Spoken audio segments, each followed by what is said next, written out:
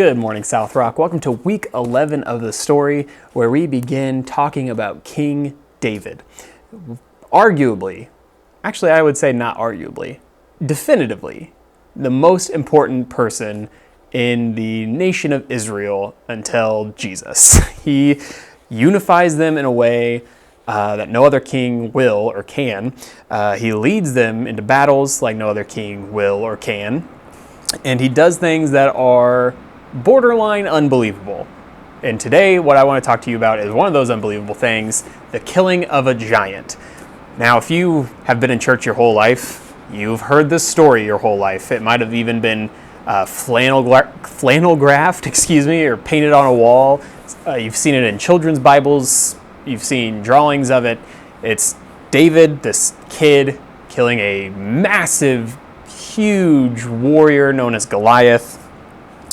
And it's interesting for a couple reasons. Number one, we know that David was a shepherd. And to be a shepherd, he even says it, he has to fight lions and bears and wrestle these things. And whenever we see David depicted in this story, he's usually this kind of small little guy. But think about that. If you're wrestling bears and you're going to be a shepherd in this crazy terrain of Israel, you're probably pretty fit. So I liked my youth minister when I was a kid. He said, David in this story isn't some weak-willed little boy. He's probably more like the Derby High School linebacker. Like, he's a big guy. I mean, he's still a child. He's still a teenager, but he could be a starting lineman. He's a big athletic person. That being said, he's not a warrior, and he is still a teenager, but he's going up against Goliath, this renowned warrior who's a giant, a literal giant.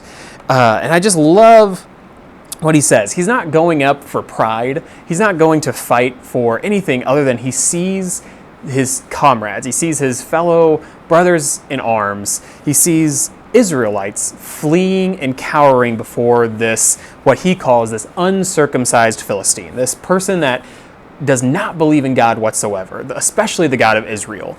And so because of this, he decides, I need to be beyond courageous. I need to go into battle and fight this man.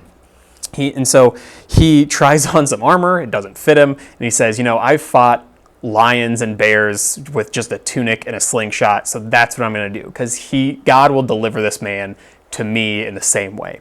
And so with this courage, knowing that God is on his side, God Almighty will be behind him the whole way, he goes out with just a tunic, I'd imagine some sandals, a slingshot, and a bag of rocks. And so he runs out and he does this thing. I think it's interesting the way the Bible phrases this battle. So the Philistine is kind of charging into battle, but David runs in. While he's running, grabs a stone and a slingshot and whips this rock at Goliath's forehead and kills him almost immediately.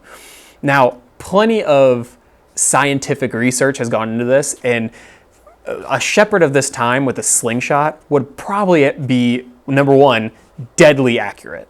So definitely able to, on the run, hit a moving target.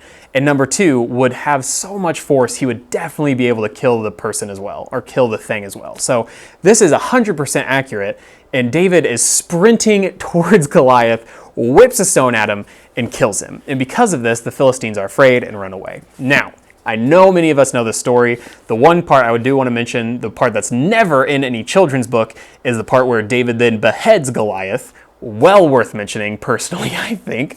But the Philistines run away scared. And so we all, if you've been in church for even a little bit, you've probably heard this story. You might not have even been in church and heard this story. But what I really want to nail down on is this. It took the courage of a teenage boy to win the battle and the war for God, for Israel. That's all it took. God being behind a teenager in a slingshot. And that one act of courage changed everything that day. And that's something that we can carry with us. A single act of courage, knowing full well God is on our side, can win the day, win the battle, and win the war. And so, for this week, I want you to ask yourself this question. I'm not going to ask a question. I'm going to ask you to ask yourself a question. How can I be courageous today? Pray it. God, what's one thing that I can do today? What's one courageous act you need me to take today that we can win a day, a battle, or a war? It can be big, like running against a giant, but God uses even tiny events, still small voices, to win days. So God, what's one act of courage that can win the battle today? All right, that's all I have for week 11. We'll see you for week 12.